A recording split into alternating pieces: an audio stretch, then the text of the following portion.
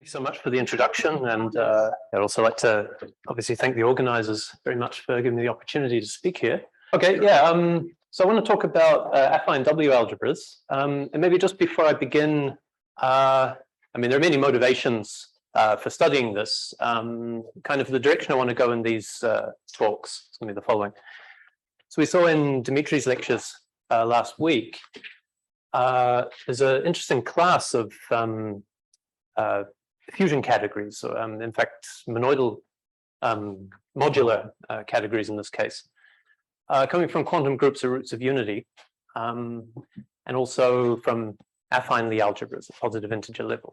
I'll say more about this in future lectures, but so modular tensor categories have so-called S-matrix, which in the categorical picture is related to this linking of two loops with each other, and you can cook up this matrix.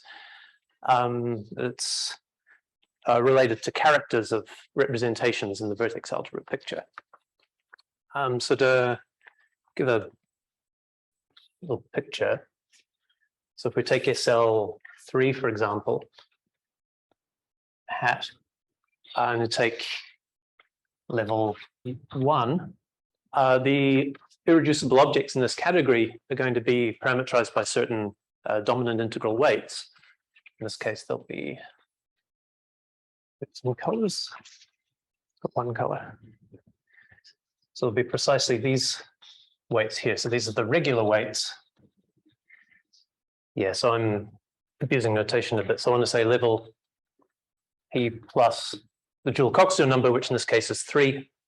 So it's kind of the regular means lying interior to this fundamental domain for the action of the affine Weyl group. Okay, and the S matrix in this case has an explicit formula. So the irreducible modules, or the simple objects, are parameterized by these weights. So if I have two weights, then I have a matrix entry associated to them, and it's given by a sum over the Weyl group. Well, it's given by some factor multiplied by a sum over the Weyl group, sine e to the minus P W U prime. Okay, so these kind of important Weyl group sums appear a lot in the theory. So I want to say that theory of affine Lie-algebras is in a sense extended by this notion of vertex algebra, which is kind of a more general, more flexible notion. So in a very rough sense, can think of there being vertex algebras, and inside the collection of all vertex algebras, there are certain vertex algebras that come from affine Lie-algebras. The choice of level is an important part of the construction as well, obviously. Within this larger context, there are various constructions that one can do, and the one that I'm going to talk about most is this Hamiltonian reduction, which is a construction inspired originally from Poisson geometry, this Marsden-Weinstein reduction, and so forth. In this context, there'll be a kind of cohomology. And this produces a new class of vertex algebras called the W-algebras. And in here, a specific example of the so-called Virasoro algebra, which itself is a close cousin of affine Lie-algebras. But the point is somehow that the great majority of these algebras can't really be described purely in terms of Lie-algebras. There's some kind of genuinely new kind of object, and that's the value of this framework of vertex algebras. Anyway, towards the end of the series, I want to talk about joint work with Tomoyuki Arakawa, who's here, in which we study tensor categories of representations, certain W-algebras. And just to connect it with this sort of picture here, we get the following kind of thing. So let me represent. Well, yeah, I'll draw a new diagram. So we find some categories that are parameterized not by regular weights, but now by, well, kind of jokingly called subregular weights, which are weights which are now kind of degenerate, but degenerate in the least possible sense. Right? So there's also ones along here. In this case, we get a new S matrix.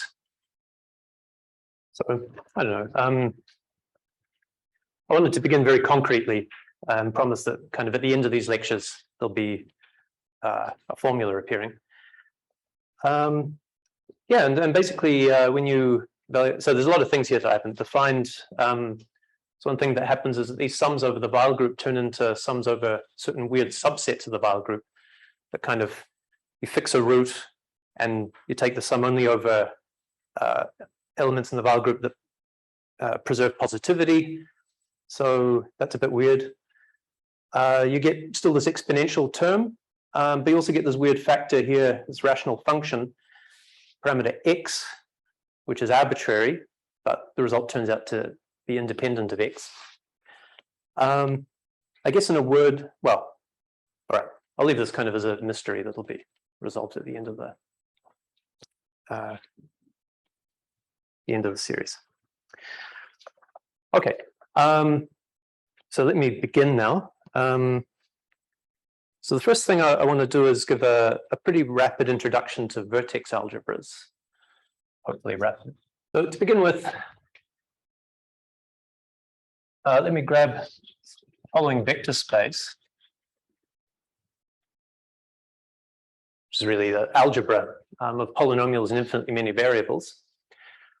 And in this vector space, but I'm only going to consider it as a vector space for now, I'll introduce some operators, or endomorphisms. Hn, which will be, let's see, for n positive, what I'll do is, for n negative, Hn will be the operation that is multiplied by x minus n, okay? For n is 0, I'll just put 0. And for positive n, I'll take the derivative, partial derivative. And for some reason, I'll multiply by n, n is positive. Okay. So you can study the commutation relations between these operations. I will take a microphone. I don't know where it is. So the question I asked.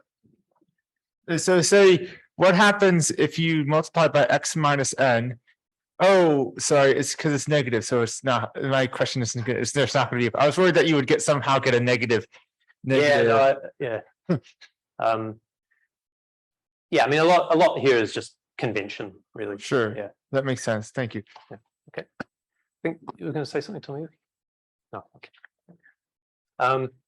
Right. So it's easy exercise to work out commutation relations. You find Hn is,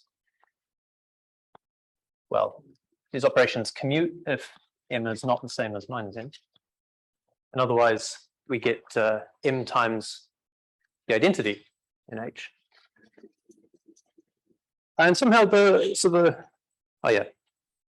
So this is a representation of a Lie algebra,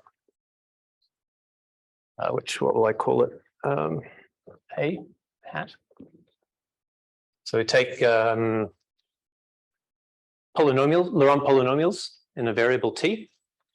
And to find the bracket to be, I'll write this in the fancy way of describing it. So take the residue of the derivative of f times g of t. Okay, times k. K is central, and the representation obviously is given by taking t to the n and sending it to the operator Hn, right? And k, the identity. Okay. So this is called the Heisenberg algebra often, or the oscillator algebra. And somehow the whole idea of vertex algebras is to analyze this kind of thing using generating functions. Sorry, I have an educational question. Yep. What does scare quotes around F mean? Oh, no, they're not. This one's a comma, Okay. and this one's a derivative. Thank you. Yeah. Okay. I could leave this as an exercise, but so kind of what's going on is if you have t to the power of m and t to the power of n, then this derivative is pulling down a factor of m, right? So that becomes that factor of m. and the residue extracts the -1 coefficient. So you've decreased the power by 1 on one side, and then the other side has to be the negative to compensate. So it reproduces that. So we have infinitely many of these operators. We put them all into a series with a formal variable z. And again, you should think of this as purely conventional for the moment, at least. Z to the -n-1. So it's just a generating function for these operators. And then we can do the following sort of thing. H of z, h of, well, now we should be careful. So if I were to put h of z here, then potentially, and indeed in fact, I'd get infinite sums which are not well defined. So a given power of z would come with an infinite sum of compositions of operators. But what we can do is put a separate variable here, right? And then we get a series in two variables, z and w, which is well defined. And let me work it out.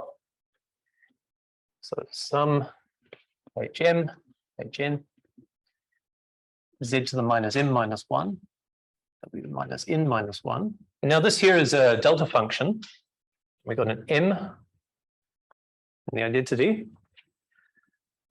So let's see. I'll write this. Ooh. Let's see, w, so n is -m, so this is m-1. And how should we think of this expression? Well, I'm going to write it the following way. Sorry for this board technique where. So introduce this formal power series, or two variable formal power series called delta as follows. And well, if I'm going to define delta this way, then it's clear that this is just given by differentiating in W the series. Okay. The idea is this: if you restricted the sum here to positive m, this would just be a geometric series, which is expanding a certain rational function in z and w. Right. So this kind of looks like. Let's see. I could write it this way. Z greater than w. So this means you take this function, expand it in positive powers of w, which means kind of necessarily negative powers of z are going to appear. That's if you took the sum over m greater than or equal to 0. The other part of the sum corresponds to the other expansion, the same rational function. So you can check this as minus w greater than z. Okay. So it's kind of funny, right? It's like commutator of these things, well, ended up being the identity times 1 over z minus w minus 1 over z minus w, which should be 0, except that we're expanding in different domains. So it's a non-trivial formal power series. I have a quick question. Yep. What about the m equals 0 term? Which one is that? M equals 0 term will be part of this guy. Okay, thank you. Yeah. So this, yeah, good point. This is sum m greater than or equal to 0. And this is the sum, well, yeah, this is minus the sum over the negative m's. Thank you. This I, oh yeah, I, z, w means expansion in positive powers of w. So if you have a rational function of two variables, z and w, and I write this, this means wherever I see a w, I'm going to try and expand in positive powers of that. If I have to divide by z, so be it. Okay, so, ooh, where's the column? Oh yeah, thanks. Oh, some more colored chalk here too. So in a certain very vague sense, you could say that the commutator of this series, which I'm going to start calling a quantum field, because that's the technical term for this sort of thing, commutator with itself, in a sense, is singular, with singularity like a second order pole, right? Because we've taken the derivative of something with a first order pole. So I said quantum field, so I better start giving definitions such that for all v and v, so that's right, a of z equals that. Okay, so this is the formal notion that we want for these kind of operator valued series. So we'll call a quantum field on a vector space is formal power series in powers of z, whose coefficients are endomorphisms of a vector space. The property they have to have is that if you fix any vector v in your vector space and you apply the quantum field to that, so you get a power series in v, that has to be a Laurent series. Okay, or in other words, looking at the convention here, if you let this index n go sufficiently positive, then eventually you start to kill that vector v, and then it remains zero ever after. So it's good to sort this out in your mind, why this power series is a quantum field on H. I guess X here means either example or exercise. Tell me how you feel. So the other question is how to formalize this idea of two quantum fields having somehow a nice expansion for their commutator. Okay, so this is formalizing this notion of locality. So say that two quantum fields are local if, when you take their commutator and you multiply by some sufficiently high power of z minus w, the result vanishes. So for example, h of z, well, let me say equivalently, example, h of z is a local pair. Okay, why is h of z a local pair? You mean vanishes on the vector space? Yeah. Oh, yeah. Well, it's literally zero as a series in yeah. Yes. Yeah, every coefficient vanishes. Yeah. So H is a local pair Y. So we computed the expansion, and we got this difference of expansions of Z minus W. Oh, sorry, the derivative of. So it looks like one of a Z minus W squared minus same thing. So if I multiply that whole thing by Z minus W squared, then I get 1 minus 1. And now it really is 1 minus 1 equals 0, because when you expand 1, you just get 1. So when you expand those sort of things, you get different terms in the two expansions. When you expand a positive power of Z minus W, then it doesn't matter which domain you expand in. Okay, and indeed in general, this condition, so it's a lemma, that if you have this locality condition, then in fact, let me write dwj factorial, that's convention. Right. So equivalently, your commutator of fields is itself expressed in this sort of form. It's a linear combination of derivatives of this delta function, whose coefficients are themselves some other formal series, which will also turn out to be quantum fields. So this here is called the OPE, and that's operator product expansion of the fields A of Z and B of Z. It's a nice fact that these coefficients, Cj appearing here, are also going to be quantum fields. They depend on A and B, so we might write them in this form: A of W, B of W, and a J here.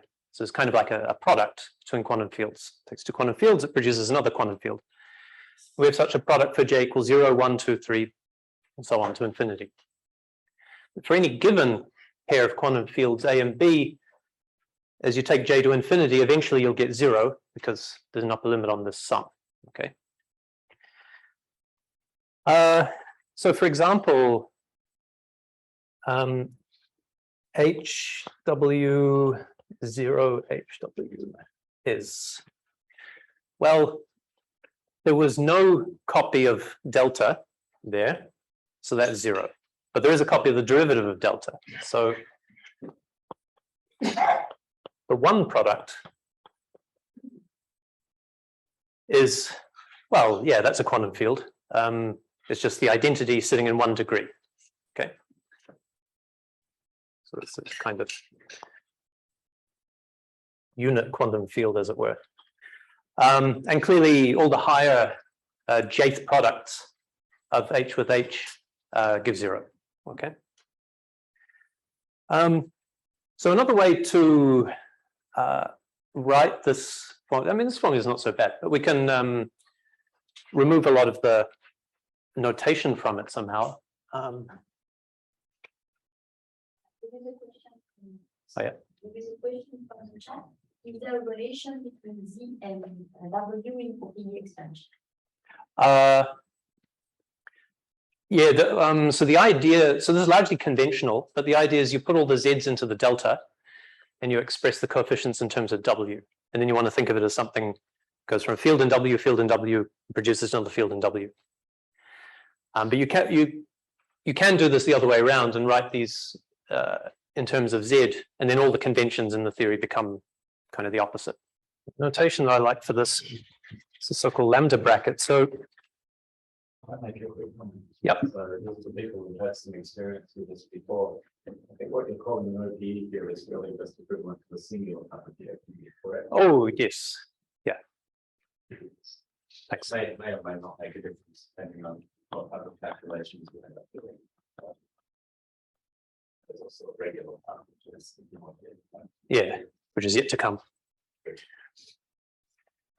Yeah, thanks. Yeah, implied stuff. Okay, now I can summarize.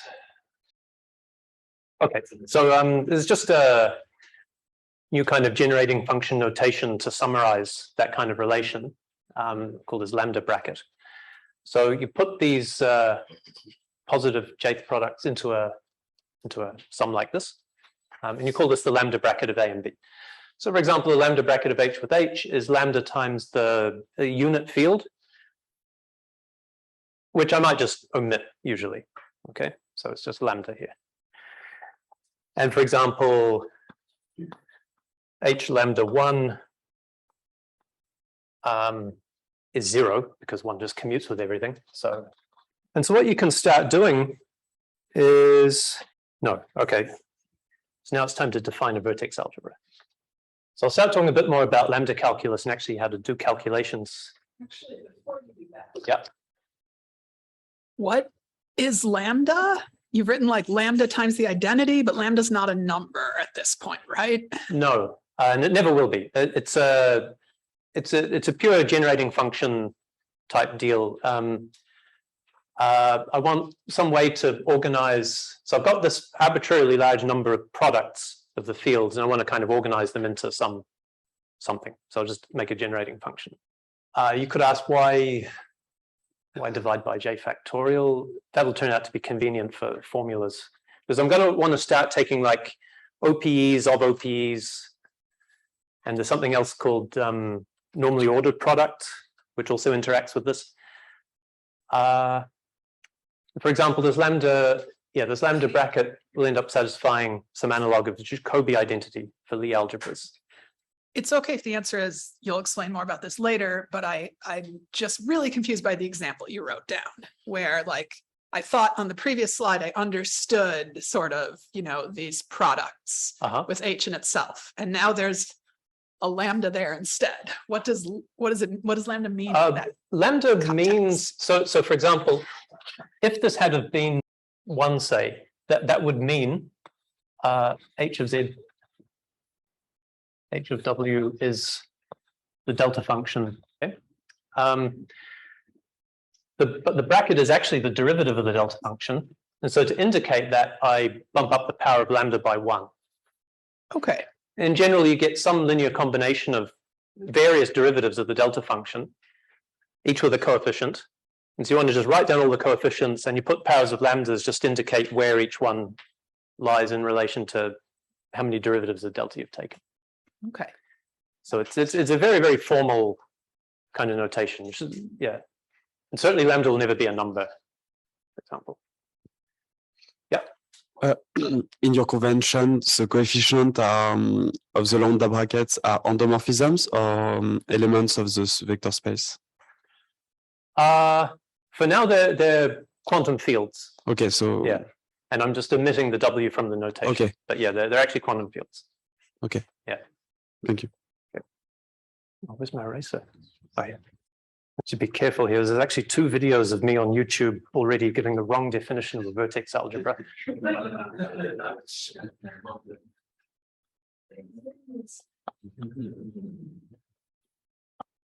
you the chance to go around just.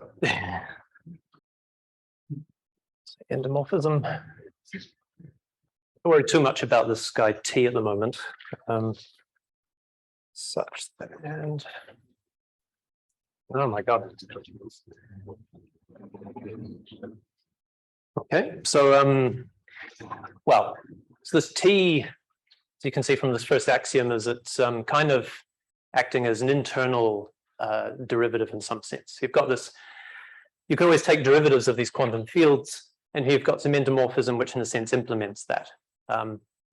But it's impossible to say why this is important right at the moment, but it's got to be there. The most crucial thing really is that all fields are mutually local. So for any pair, there exists some n such that sufficiently high power n of z minus w annihilates the commutator. So by the way, you can sort of think of this as like a relaxed commutativity, right? You're saying that the commutator of 2 fields, well, it doesn't necessarily have to be 0. You know, it has to be a 0 divisor annihilated by some sufficiently high power z minus w. Anyway, so we've got this collection of mutually local quantum fields. And the other thing is a kind of bookkeeping, well, yeah. Say that V is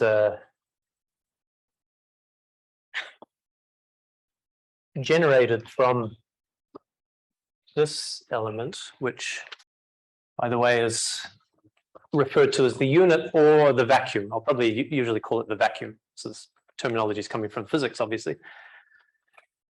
It's generated from the vacuum by F in the sense.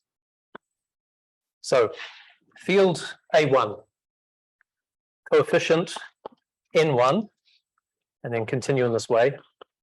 If you take all monomials of all coefficients of all fields acting on the vacuum, then that spans V. Okay. So there's not, I mean, if it didn't, you could just take the subspace spanned and then it'd be okay.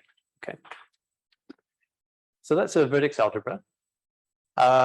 We already have an example, which is H with this field H acting. The only structure I haven't really described is this T. Yep. Thank you. So with the 3 axioms as they're given there, do you deduce from that the derivative of a field is again in the set F? Oh, Or good is that question. additional? No, not necessarily, I guess. No. Okay. But the first thing you're going to do is kind of complete the set F. Okay. By, yeah. So you might as well. Yeah. Okay. But in principle, that's something you have to check, which is if you have a collection of mutually local fields, you take a derivative of one of them, then that again is mutually local with everything in the collection. So you might as well include it. That's pretty easy to see. Yeah. So this is the end of definition. Sorry? Is this the end of definition? Yes. You don't need vacuum axiom. When you have this and this, you can deduce the, so you mean the one that any field acting on the vacuum is a series of positive powers of Z. Oh. Yeah, you can deduce from these. Yeah. I think. The vacuum, the field associated with vacuum, the identity was correct. Well, at this point in time, there is no field associated with an element. That comes later. Yeah. Yeah. You will cover. Yeah. So that's why this one same is correct. I hope so. Yeah. I think it's correct. And we like this because it's more.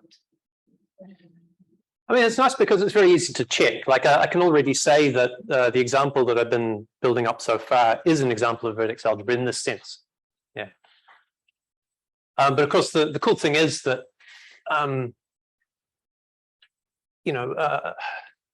definition's kind of weird and that it doesn't look very much like what you'd traditionally call an algebra. So, well, that's exactly where I'm going next. So,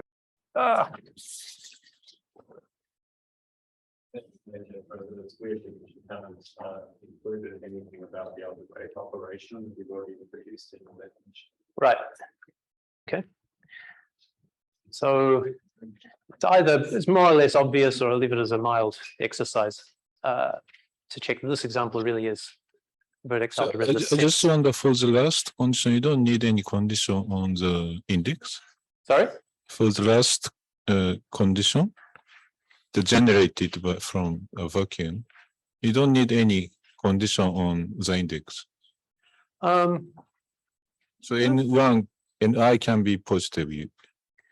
Yeah, I'm going to allow positive as well. Then I suppose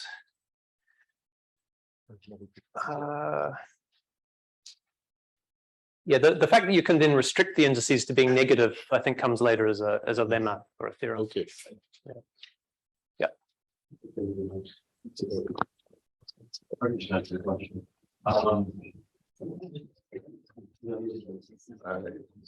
Need to be recorded. All right. Yeah, my question is this endomorphism T a structure or a property? Like, is it always determined by these relationships, or? Good question. I think I'm going to say it's a structure. I don't know. Yeah. I mean, saying that this is kind of by laziness. I didn't want to spell out really T, but normally I would think of take V and define T and then predict fields. Yeah. All right. But you're next going to say that A's acting on vacuums span V. And Oh, yeah. supply with the commutator T with A and how it acts on the vacuum. So I guess the commutator doesn't give you quite all the information.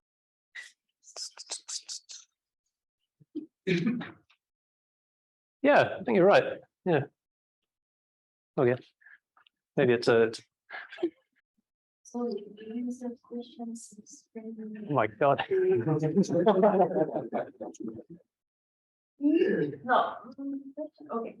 Is it also quantum field? No. Okay. Yeah.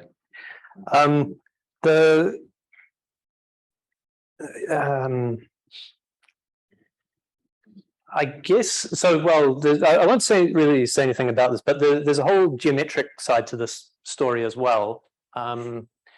So there's a notion due to Bellingson and Drinfeld called chiral algebra.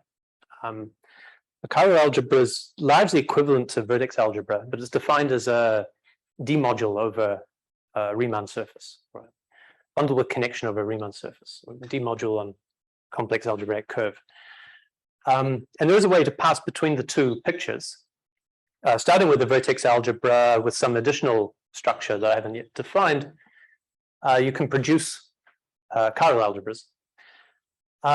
So since it should be a bundle with connection, you need to somehow say what the connection is going to be. And this operator T enters crucially in that construction. So you want to say like a connection is dgz plus this operator T. So it's a connection operation. Part of the kind of rationale for this theory of chiral algebras is that you'd like to produce a coordinate independent version of this. So you'd like to really think of these quantum fields as functions on a Riemann surface, where Z is a local parameter. But then you want to kind of erase this local parameter because you don't want anything to depend on coordinates. And having this T involved is kind of crucial to being able to do that. It's also crucial to proving the theorem, that this sort of fundamental theorem that I'm going to state now in a moment. So remark, this goes back to a comment of David. So we've introduced these positive products. So there are additionally some negative products involved. So, okay, so there's a bit of a horrifying formula, but there's a thing you can do, which is an extension of the J products that I've described, except that, well, if you're going to try and do the, oh yeah, hadn't mentioned this. So yeah, by the way, there is a formula for the J product as a residue as well. So you take your commutator of A of Z and B of W, then multiply by Z minus W to the J and take the residue in Z. Then the residue in Z recovers something that depends only on W, and that turns out to be this coefficient, Jth product of A and B. Okay. So once you have this formula, it's not so absurd to try and generalize it to other powers of this term here. For example, -1. But now you run again into this issue of expanding in different domains. So what you could do, for example, is expand. Yeah, there's also an issue of this being well defined or not, because this thing has infinitely many terms, and if you're not careful, this formula is not going to be well defined. Well, what you can do is take this product. We're now, yeah, I really didn't want to talk too much about this. Anyway, whatever. Here's this formula. Yeah, I think I really won't say any more about this. The reason I introduced the normally ordered products, however, is that the goal is to kind of reformulate the notion of vertex algebras as something that looks more like an algebra, a vector space with some products that satisfy some axioms. And to do this, it's going to be important to have this normally ordered product besides the Jth products we've already seen. Okay, they will always be small something. No. In other words, as a vector space with a bunch of products indexed by the integers called the nth product. So the way to get there, I guess, is to start thinking about how these normally ordered products and lambda brackets interact. So I won't prove any of these statements, but I'll just state a bunch of formulas. So what does this mean? I've got two fields A and B, and I want to take the lambda bracket. Well, what I actually want to do is differentiate the first field and then take the lambda bracket. And if you look at what this lambda bracket is representing, it's not very hard to see that the result is minus lambda, times the lambda bracket of A and B themselves. So maybe this one I would leave as an exercise because it's very, very simple. As soon as you write it out, you should see why it's true. And two, having the formula in this nicer form accounts for the fact why I set up the lambda bracket in exactly the way I did with the dividing by j factorial. You can also ask what would happen if you differentiated on the other side. And then you find that this is d plus lambda, a lambda b. A bit trickier. If you want to try and swap the order of these guys, what you find is minus. And here, so unfortunately, this needs a bit of interpretation. So what this means is if I take the lambda bracket of b and a, that's given by taking a and b. Everywhere I see a lambda, I'm actually going to put minus lambda minus derivative. And here, what does the derivative mean? Well, it means it's going to act on the coefficient that's multiplying that lambda. Okay. What else? The derivative is a derivation, luckily, of normally ordered products. Del AB plus del B. And finally, the coolest formula is I want to take the lambda bracket with a normally ordered product of fields, then I get normally ordered product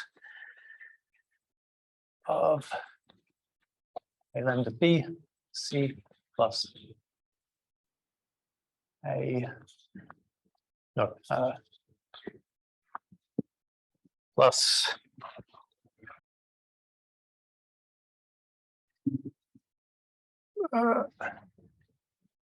so the name of this non-commutative Wick formula is also somehow inspired by ideas in physics, these so-called Wick formulas. Okay, so this is a pretty bizarre looking equation. So I figured even though I'm way short on time, I wanted to do a computation with this to actually show that how it works. So we do the following thing. So I have this vertex algebra. Let me take the normally ordered product of H with itself. I'll throw in a factor of half for no good reason. We'll call that L. Okay, so this is a new field. Again, this is a lemma that should be proved, or that is proved, but I haven't described the proof, that the normally ordered product of two quantum fields is again a quantum field. Anyway, so you can define this thing. Yeah. How the integrals will be understood? Hopefully they'll become clear in this example. Yeah. But if it doesn't, feel free to ask again after. Yeah. Let's compute L lambda L. Okay, so firstly, I'm going to compute L lambda H. Well, first I'll do H lambda like that. So H lambda HH. I'm going to use that non-commutative Wick formula. So I've got H lambda H plus H lambda H plus integral H mu H d mu. Okay. So this is lambda H plus. So firstly, so the lambda is going to move out. It's a formal coefficient here, and I have the normally ordered product of, so, well, really this was lambda times 1, right? So I have normally ordered product of 1 with H. You can check that that's just H. So I get lambda H plus, same thing here, lambda H plus. This integral is now lambda 1 mu H d mu.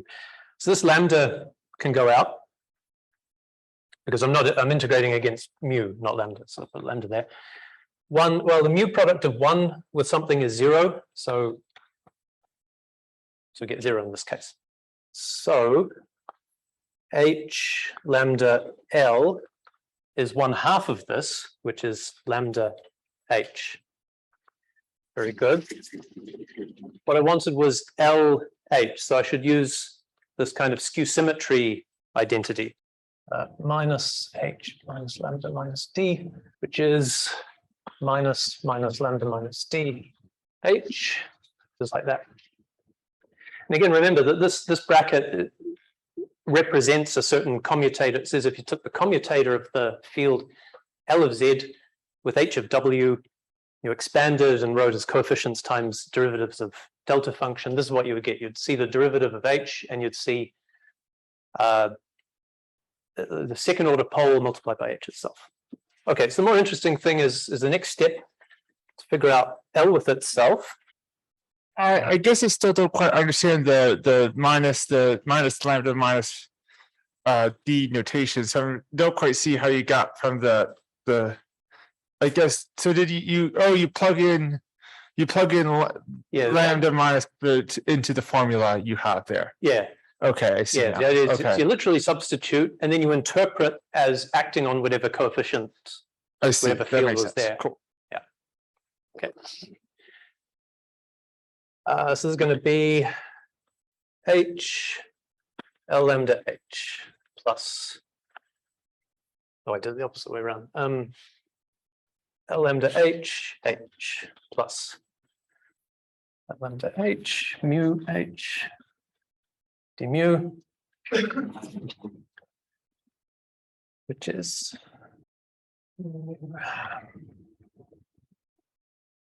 lambda H mu H mu. So here in this part, I've used the fact that partial was a derivation of the normally ordered product. So here I've got delta H and mu. So a factor of minus mu comes out times H lambda H plus lambda H lambda H mu. So here we've got, actually looking at all this, we've got two. So we've got back our normally ordered product HH, right, which is more or less L itself. So we've got 2 times. I have a quick question. The formula seems to say that the partial H or del DH mu H would be minus mu H, not H lambda H. And the other You're quite left. right. Yeah, thanks. And here as well. Okay, so here we've got integral 0 lambda minus mu squared, right? And lambda times mu. So lambda mu minus mu squared d mu, which equals. Do you not have an H being multiplied? So Oh no, you're right. Never mind. I was looking at the wrong formula. Excuse me, the last formula, the integral should be H. here, Yeah. now all the h's have gone because I've turned h mu h into mu, for example. H mu H is having like mu H. Like No, it's mu times the identity. integral. Oh, okay. Yeah. Yeah, okay. Just the second last line, the lambda, the delta plus lambda, which would be delta plus mu. Here, I don't think so. It came from this lambda. That's not necessarily, yes, sorry, yes. Yeah, and then the next one gives you a mu. Right, and so now the integral is mu squared over 2, and then you plug in 0 and lambda and subtract. So it gives lambda squared over 2, multiplied by lambda, so lambda cubed over 2, minus, and the other one gives lambda cubed over 3. And a half minus a third is a sixth. 2L plus cubed up 6. And I guess, yeah, there should be a identity there, which I'm always omitting from these things. So that was the lambda bracket with HH. Remember that L itself was a half of that. So L lambda L is derivative of L plus 2 times, and here there's an L, plus a cubed over 12. Okay. Now, if you interpret like this and ignore that I've slightly changed the convention on the indexing there, then this formula is saying, so it's a bracket between L of Z, L of W, and it equals a bunch of stuff involving L on the other side.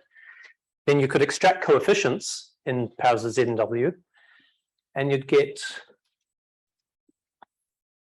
Lm, Ln is relation for a representation of the Virasoro algebra. Like concretely, so there's a lot to expand out here, but for example, L1 is some very concrete thing. It's written in terms of these coefficients of H. And it's like H, K, H1 minus K. And some complications come in when you try to write down what L0 would be, but that has to do with this normally ordering. Define the representation in H of the Virasoro algebra, sending Ln to Ln defined in this way. Okay, so we started with a representation of one Lie algebra, and then we ended up with a representation of another Lie algebra. I have a quick. What does C get mapped to under this representation? Oh yeah, C goes to the identity. Thank you. Yeah, and by convention, if C gets mapped to some multiple of the identity, that multiple you call the central charge. So in this case, the central charge is 1. You can modify this construction to get different central charges as well. Okay. So this is kind of one classical motivation for vertex algebras, because we started with a very easy representation of this Heisenberg algebra A hat that I started with. And we use it to produce the representation of the Virasoro algebra, which is a more complicated Lie algebra, more difficult to find representations. And you notice that the pathway kind of had to leave the world of Lie algebras. So it's nothing so simple as taking a homomorphism of one Lie algebra to another and just pulling back the representation. Passage really involves these infinite sums, which are only well defined because of this kind of subtle quantum field type behavior. Do the Yep. vertex algebras in general give us modular tensor categories? Yes, but that's about 4 lectures from now. What is that? Like all of them, or do we have to restrict to W-algebra? No, only you have to impose certain hypotheses on the vertex algebra for its representations to. There are W-algebras. Yes, well, it depends on the W algebra. Sometimes they do satisfy these hypotheses, sometimes not. So I'm kind of gone disastrously slow, but let me finish by giving the alternate definition of vertex algebra. So the first point is if you have a vertex algebra, then mutual locality is preserved under the operations of differentiating a field and also taking nth products, where this means positive products, also normally ordered products, and indeed all the negative products as well. So what you could do be the closure of F in this sense. Okay, so in other words, start with F and then take all derivatives of fields and all nth products of fields and iterate this process to infinity. So you get some kind of completion or closure. The result is still a vertex algebra. Okay, so we've just added in some extra fields and they're still all mutually local. Then for any field in this completed guy, if you apply it to the vacuum, this is a power series in positive powers of Z, as opposed to, in general, it would be a Laurent series. So define S in this way. You take a field, apply it to the vacuum, and then set Z to 0. This gives you an element in V. So the really cool thing is that this map is bijection. It's a linear isomorphism. So first you had to complete the collection of fields, but once you do, then you have this map, and it turns out, yep.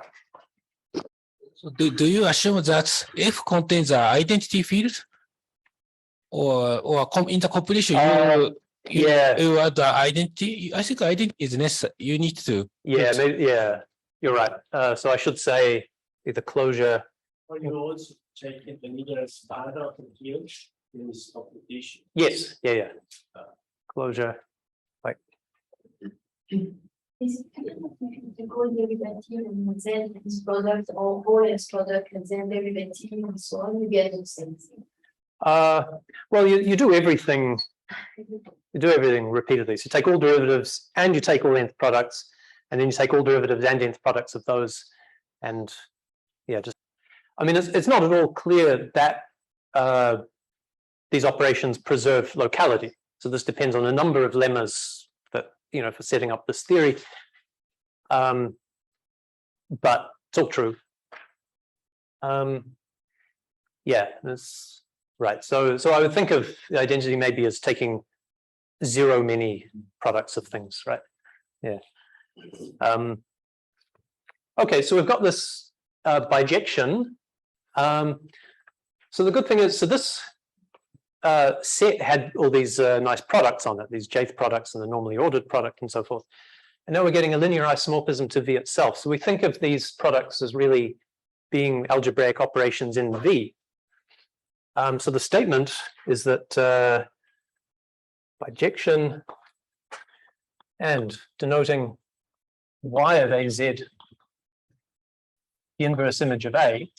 So now every element A and V has an associated field, A of Z. So for example, the vacuum must give this identity field, for example. Then it turns out that A of Z in B of, I should call them W, right? Is given by, so this linear isomorphism is in fact compatible with products. Compatible in what sense? As you would say, well, there were only products defined on one side, so just transferred them all to the other side. But no, once you have A and then you consider the corresponding field, then by definition it has these coefficients. So you can take any one of these coefficients and let it act on the other guy, right? Then you can take the field of that, and it turns out to be equal to the nth product of fields. So it's compatible in this sense. And the final part, Borcherd's identity for all A, B, C, and V, M, N, K integers. How's it go? J, C equals J. So the upshot is you can, if you want, define a vertex algebra in this alternative way, which is kind of horrible, but at the same time is more akin to what we think of as an algebra, right? So yeah, first you show that there's a bijection between this completed space of fields and the vertex algebra itself. So then you transfer all of these products to products in the vertex algebra. Then you can prove the following identity. Is it really, if you just expand everything out, take these commutators of fields and expand everything out in terms of the nth products, and you find, yeah, the following, in a sense, analog of the Jacobi identity in Lie algebras, right? Is it saying here you take a commutator of guys involving A and B acting on some other guy C, which is equal to some kind of commutator between A and B, then acting on C. You could then, so I won't write it, but you could then turn around and define a vertex algebra to be basically the following thing. So vector space, it's equipped with an infinite collection of products indexed by the integers. It has a unit element, that vacuum guy, who's, basically the most important part is that all the products have to satisfy this identity for all ABC, for all MNK. The other good thing is that once you have this formally identity, so then again it's a theorem that that definition is essentially equivalent to the original definition that I gave. Now with this definition in hand, you can define module, for example. So a module over the vertex algebra would be a vector space M such that equipped, and then every element in the vertex algebra acts on M with infinitely many products, and they satisfy this identity where C now lies in M, A and B lie in V. And so I'll stop today. So in your definition, you have T, but did you use T in your cell? Good question. So it's, I guess I wrote alternate definition, but there are some annoying details you have to include here. The other one, of course, is that the quantum field condition also has to be imposed from the outset. So A in B equals 0 for all n greater than n for some n. But to answer your 3, Borcherd's identity has to hold, but the T is recovered from the structure by taking the -2 product, turns out. So you can define vertex algebra without using T? Yeah. Okay, thanks. We tried, but Stephen later on the next two. we can do that. It's the best. Ah,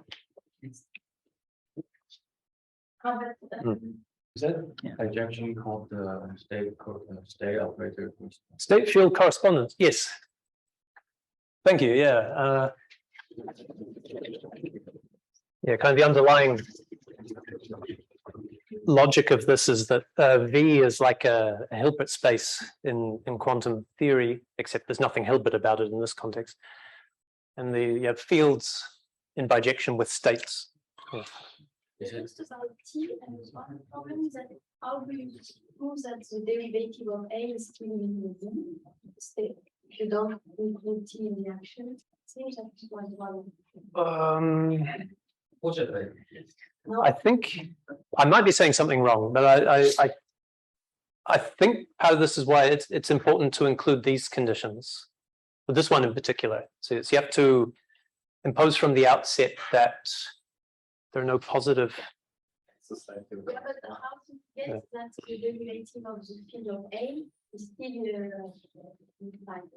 But we definitely close on the local, so local close derivation. Yeah, because. Yes. Yeah, okay. Yeah, and then you would find that if you take the derivative here and let it act here, it'll again. Right, so you would see that the derivative is intertwined with the operation of taking A minus 1 vacuum to A minus 2 vacuum. It's still about the T stuff. But I think for a lot of definition, if you don't assume the existence of T, for example, ideals or this kind of stuff, things works less well if you don't use the T. For example, if you want a two-sided ideal, you have to assume that it is stable under T to. I mean, the claim is that you Yes, can but I recover mean, T from. if you define T as this, and if you assume, if you define an ideal as a right ideal or left, I don't remember, but one of them, if you don't assume explicitly that it is T stable, then you don't have the two-sided property you usually have. Yeah. No, I mean, the usual definition of ideal you find, for example, in Bensby and Frenkel. If you don't assume the stability of the ideal by T, so if you have not T defined explicitly, and if you don't assume the stability, then it is not two-sided. Yes, but just to say why it's important. Just the question is whether we need to include interactions. In the chat. So, Okay, so I got through about half of what I was meant to today, so I'm going to have to think very hard about the next section. I have a kind of very simple question. So with the A is in on the left board over there, the A is Z applied to 0. Yeah. That is just a polynomial. I mean, right? That's a polynomial when you have the quantum field because of the quantum field condition. No, so normally, so the powers of Z, you're allowed infinitely many positive powers of Z, but on the other side, it can only go down finite. Oh, sorry, I misremembered the size of the statement. Yeah. Yeah. What will actually end up happening is that this is equal to, like, we'll turn out that A of Z.